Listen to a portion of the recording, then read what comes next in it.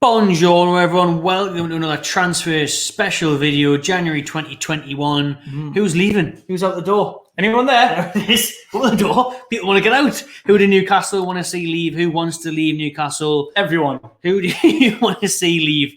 Let us know in the comments below on what you think of these players that are linked with an exit from the tune. The first one we'll start off with is Rolando Aarons, because he is, if you believe Sky Sports News, about to depart. Huddersfield Town for Rolando Aarons, been training with him. His contract runs out in a few months. One that burst onto the scene a couple of years ago, quite a few years ago now. She's like 2015, wasn't it? 5 years ago, with that goal against Man City in the Cup. Tricky, pacey, but again, didn't have it up there, did he? No. Like the night out, a bit too much. Bit of a bad move coming to Newcastle. Too many nightclubs. Love Purdue. Yeah, good looking young lad. Not a good idea being up here. No. Too much in the old puss. Too much. Too many Nando's and too many bottles of beer for Aarons, and that's why it didn't quite work out for him, I think. Didn't Chelsea block a loan move for Tammy Abrahams because they sent him to Swansea instead of going, oh, you're not getting Newcastle, son. Fuck that, he'll definitely get caught and topped up every night. Career over. Good decision, Al, really, wasn't it? Probably, yeah. He's doing all right now. Yeah, not too bad. He'd definitely be at Huddersfield. He would. He came to Newcastle, he'd definitely play for Brighton now. So, Aarons out the door, it's looking that way. Like I said, never really worked out or couldn't establish himself. He kept on getting chance after chance, and that'll be fair.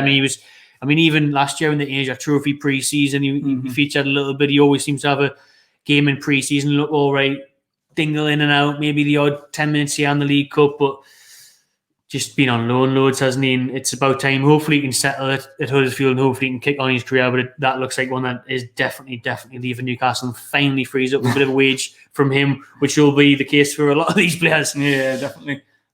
I wish him the best of luck because I really, really liked him when he came through. I really wanted him to do well. I do like him. I do think he's a good player, but he's just been sucking away at the wages for way too long. He hasn't been in the squad for the last 2-3 seasons.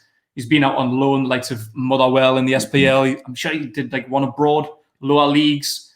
Huddersfield's a good move. Huddersfield's a good team. So if he goes, I wish him the best of luck. I hope he does well. I think he played in pre-season a couple of years ago when we went out to Preston, didn't he? I'm sure he played left wing back. He did, eh? He had a decent game and all, yeah. I quite. Chris loves playing wingers. I know. I had to give him a fucking guy a wing back, you never know. Maybe just as good as what we've got at the minute. Probably right, Jamal Lewis 2.0. Yeah, maybe. Could be refreshing for him, but he kind of break into the squad, not even in cup games, barely in pre-season. If you're not going to be part of the 25-man squad, there's no point in you being here, really. Yeah. Either go out on loan, as he has done the last few years, but that still doesn't really do the wages any good. Yeah. There's too much dead wood in here. Loads of it on this list. We're going to go through the rest of them at the minute. But Aarons is just one of them, just getting a wage for doing nout at the minute. So now it is Huddersfield's a good move. They're a very good championship team. Could easily get promoted again. So better luck to you, Orlando. But sorry, out the door. Just had a story that came back that was there actually when you mentioned Purdue and that. So I can sell you short now, Rolando, since you're not part of Newcastle anymore. I'd never do this to any current players out there. He's still on the team. But he's can't. Yeah. He's not even in the squad, man. He's never going to play again. He's in Huddersfield already. So Aarons just summed up his career. Actually, I joked about it at the start, but it was outside 3 years, which is obviously right next to Purdue. Seen him, had a bit of crack on him for 5 minutes. Aarons, can I get a picture of me? Nah, mate, got training in the morning. Shouldn't be out.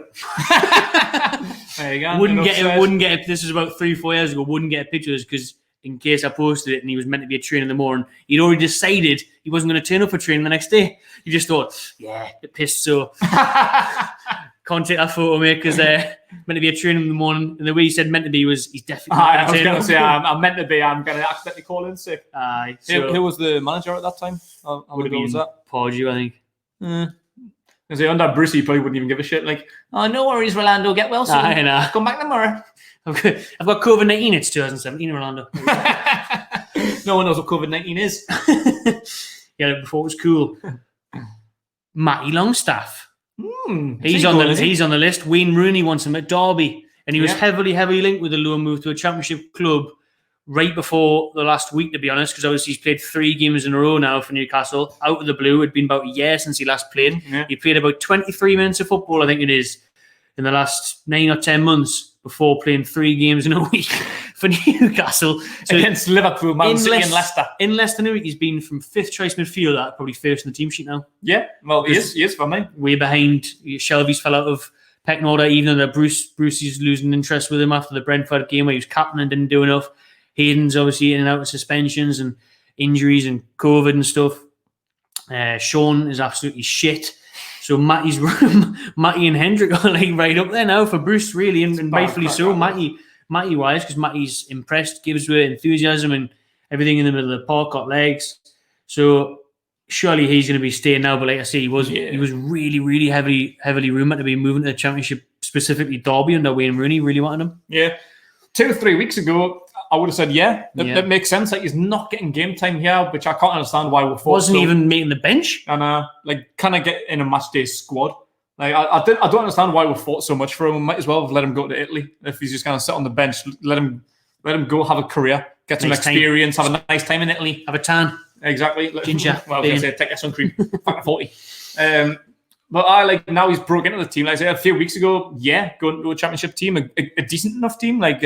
And our Derby's struggling at the minute, like so Watford, something like that. It would have been a good move for him. Let him go out on loan, come back, get a bit of experience, hopefully be a better player next year. But now he's broken into the team, and like I say, he's one of the first names on the team sheet. Certainly number 1. Well, alongside Hayden for me, like that definitely the 2 first centre mids on the team sheet. Definitely. Shelby's been poor lately. We'll not even get into Sean and Hendrick because we're fucking the crack about them. So, but no. If we did this 2 weeks ago, I would have said, now, not a fucking hope in hell's chance. Not a chance.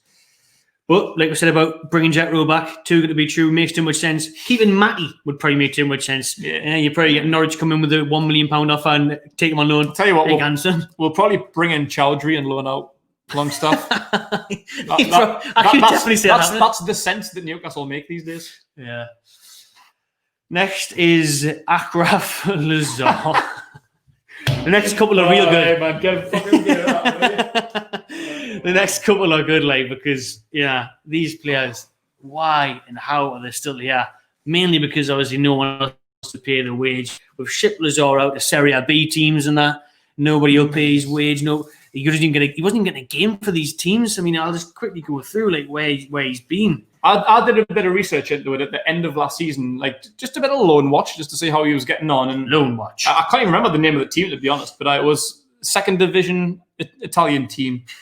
At the bottom of the table. Cosenza, whoever the fuck they are. 9 games. But they were at the bottom of the table for Sheffield the majority. Wednesday, I forgot you went there with Bruce. Yeah, he did. I'm surprised he's not getting game time. Bruce probably fucking love him. Yeah. But he wasn't getting game time at Cosenza.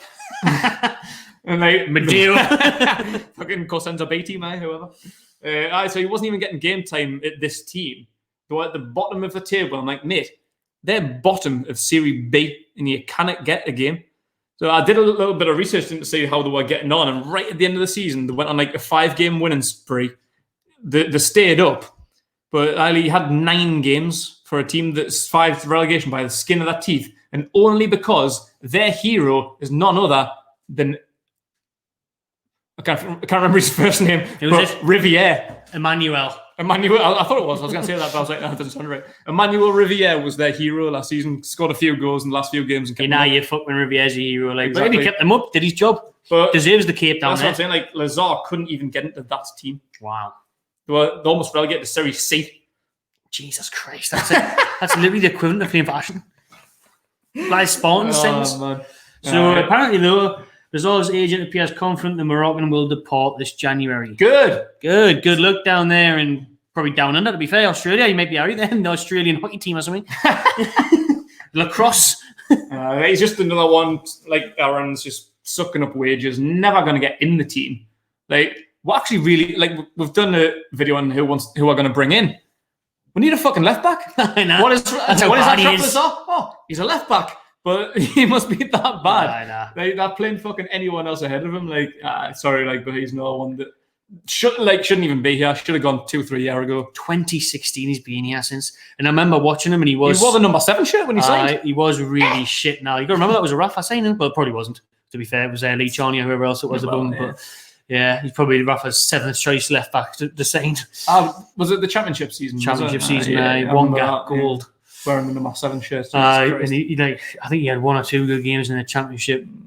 The quality of the championship just went up since then. Now, to be fair, next on the list is even worse. Well, actually, no, he's not worse. He's not worse because, to be fair, actually, but I mentioned that Lazar was always really bad when we've seen him play. Henry Saive always looked like a decent enough player. I don't understand what's going on. Like, it must be another case of that. Too many wives in Newcastle. Don't understand. Distractions. But about a year or 2 ago, didn't he captain his side to an Africa Cup of Nations final? But he still can't get a game for Newcastle. Like, the last time I've actually seen him, he was fucking man of the match. Like that was a game where I was so surprised he was in the starting lineup. I was like, fucking hell. Like, but that's how long he's been in the team. He was frozen out of the team for about 2 years then. And that was about 2 or 3 years ago. And like, he came in, surprise, scored no goal early on. Scored no goal early on, so it didn't start well. But he was man of the match, scored a great free kick. Kept his head up though. I thought, this might be the rebirth. Get him back in the team. Like, you signing. I haven't seen him since. It makes you wonder now, though, because when you look at having to sign players like Hendrick, who seems to be okay at everything, but not excellent at anything. No. Like, and you've got like Shelby there, who's 1 in 10 games at best. You've got Sean Longstaff, who persists with every week. It just gets worse. You've got Saive there, like you say, in international, played on the biggest stage. When he's played for Newcastle, he scored belter free kicks. Dominating performance. I'll never forget that game against West Ham. We watched in the Berry, and he was just so dominating. He was like, he controlled the game. He dictated play, scored a crucial goal, long range free kick.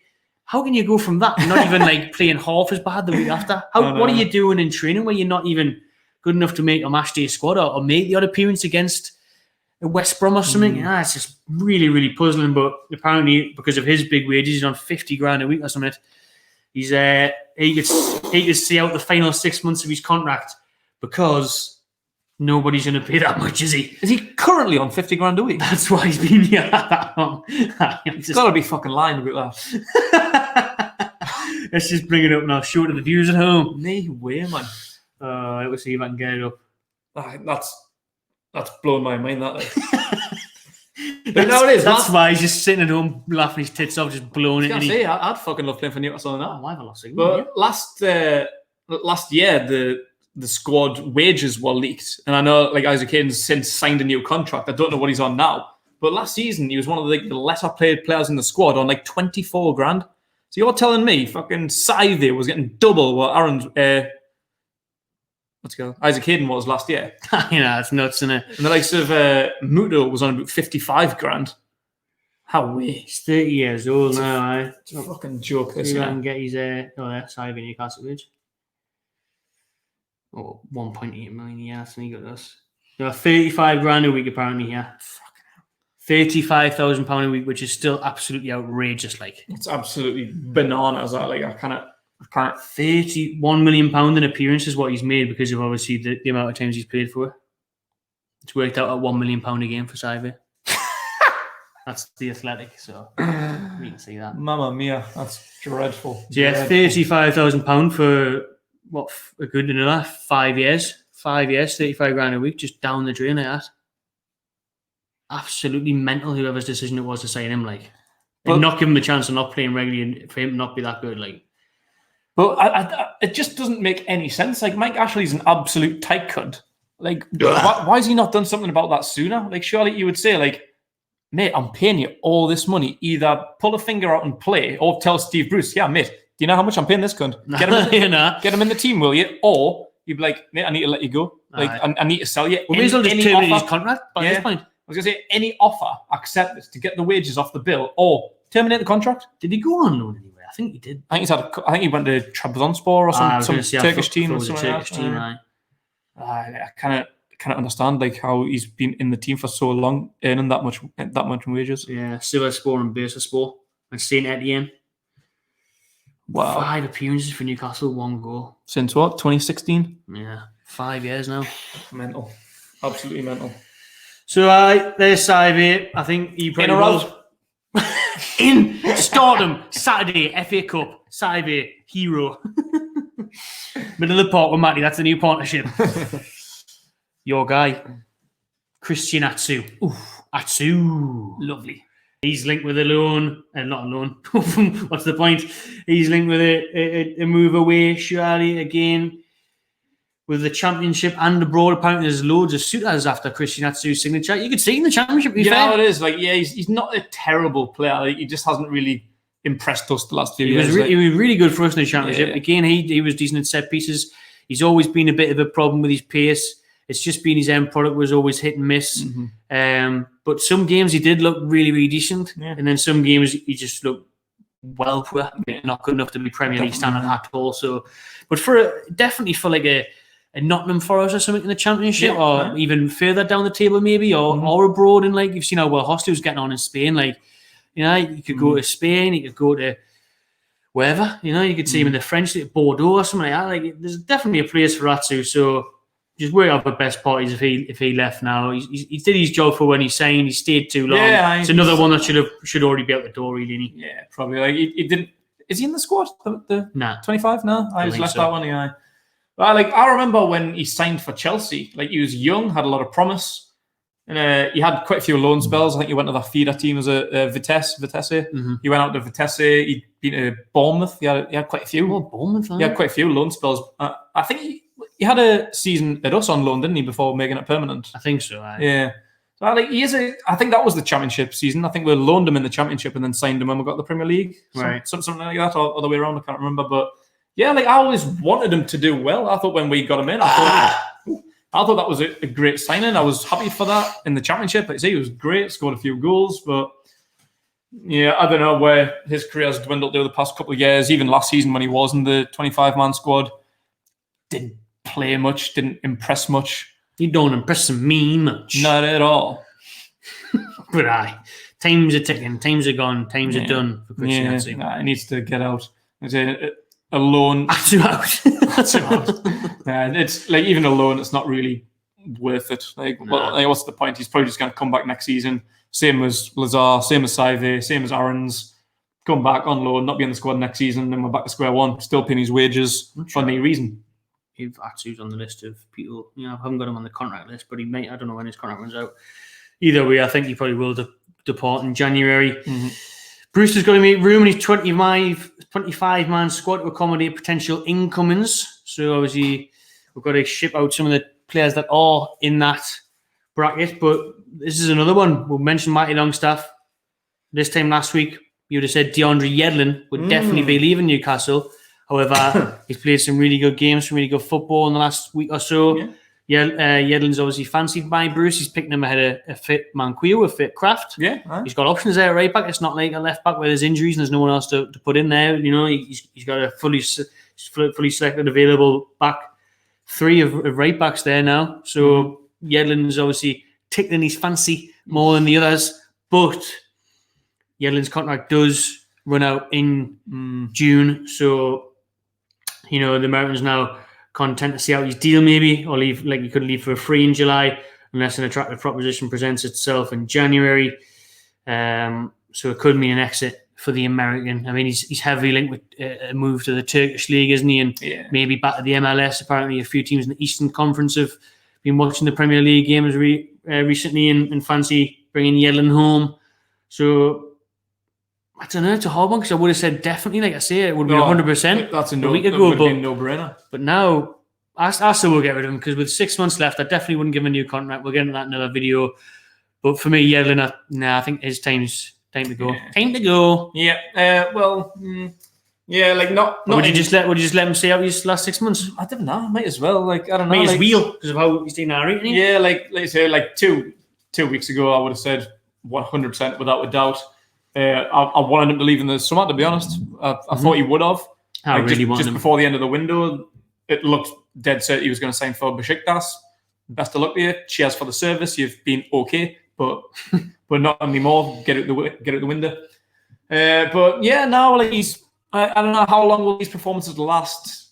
I say we've got a couple options there in Kraft and Manquillo, Murphy as well. I don't know. It's a tough one because. No, I'd probably just keep him for the season, just let his contract run out. Because realistically, if we do sell him, how much is it going to be for? It depends because the main thing of getting rid of Yedlin for me is freeing up the 25-man space. That's the main thing of getting rid of him, because he is in the squad unlike the others. Exactly. So he does free up space, and the whatever he's on, so probably 30 grand a week as well, frees it up for someone else to come in, doesn't it? So yeah, I suppose when you've got Crafterman Q there and do a job as well. I suppose it makes sense in that aspect. We certainly do need to bring players in, but again, we don't do sense. That's the thing. Like, how many are we going to bring in? How many do we need to free up? Like, there's injury-prone players there, like Dummett. Like, he was one that left the squad in January last year, wasn't it? Him and Willems, because they got season-ending injuries. Yeah. There's some players that maybe we just need to take a hit on. Like, we need to free up some space to bring in better players. Sean. There's too many of them to fucking didn't get in that one. Yeah. They only still want Hendry back. I hope so.